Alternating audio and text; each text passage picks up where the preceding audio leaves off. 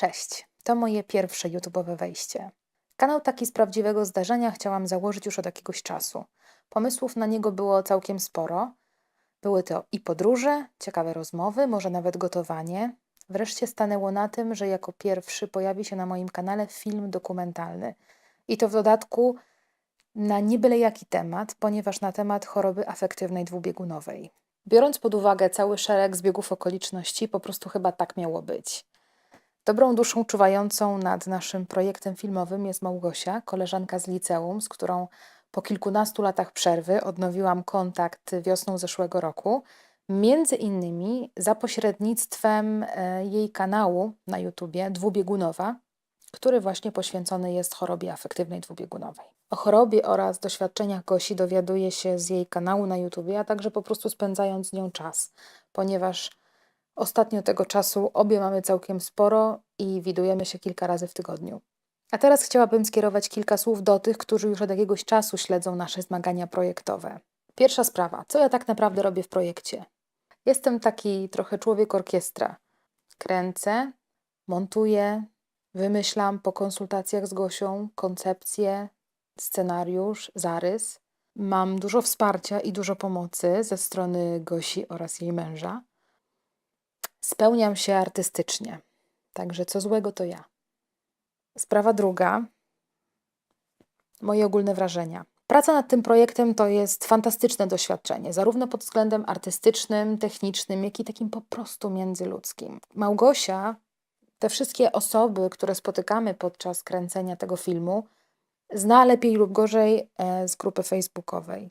To jest jakby kontynuacja jakiejś znajomości. Ja widzę te osoby po raz pierwszy. Niesamowita otwartość właściwie ze wszystkich stron powoduje, że bardzo szybko nawiązujemy kontakt, bez żadnego problemu się dogadujemy. Jest świetna atmosfera na planie. Każda historia jest inna, trudna, ciekawa, inspirująca, czasami naprawdę traumatyczna. Szkoda, że ten film nie może trwać 50 godzin, bo chyba tyle materiału zbierzemy podczas naszych rozmów. Jakie są przede wszystkim trudności oraz wyzwania wiążące się z tym filmem? Pierwsza sprawa to taka, żeby przeprowadzić ciekawą rozmowę, ciekawy wywiad. I tutaj tak naprawdę trzeba wykazać się dwoma wielkimi umiejętnościami. Pierwsza to taka typowo warsztatowa.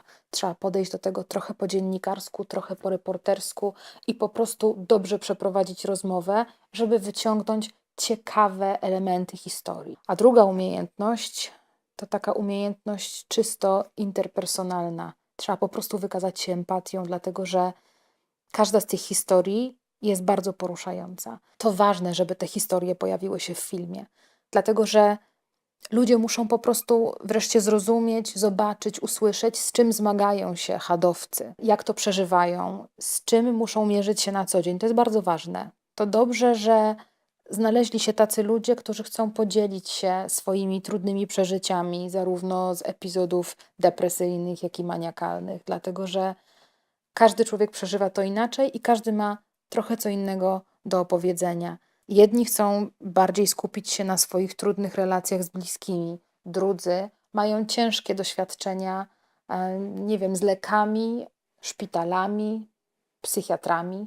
Jeszcze inni doznali jakiejś dyskryminacji ze strony na przykład pracodawców.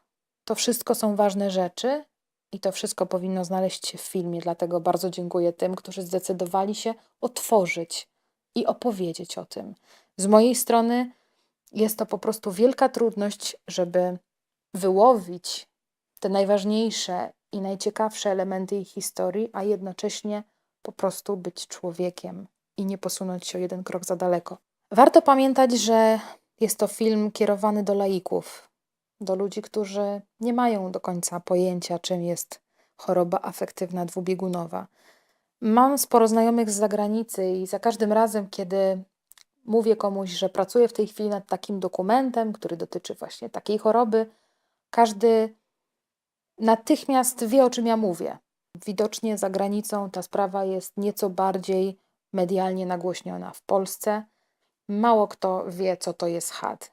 Czasami kołacze im się gdzieś psychoza maniakalno-depresyjna, ale zwykle skojarzenia są pełne grozy i niezwiązane z rzeczywistością. Dlatego tym bardziej ten film jest ważny. Warto też pamiętać, że jest to film nie o chorobie, ale o ludziach. Bardzo zależy mi na tym, żeby ten film naprawdę wyszedł tak fajnie, ponieważ wiele osób na niego czeka i liczy na to, że on fajnie wypali.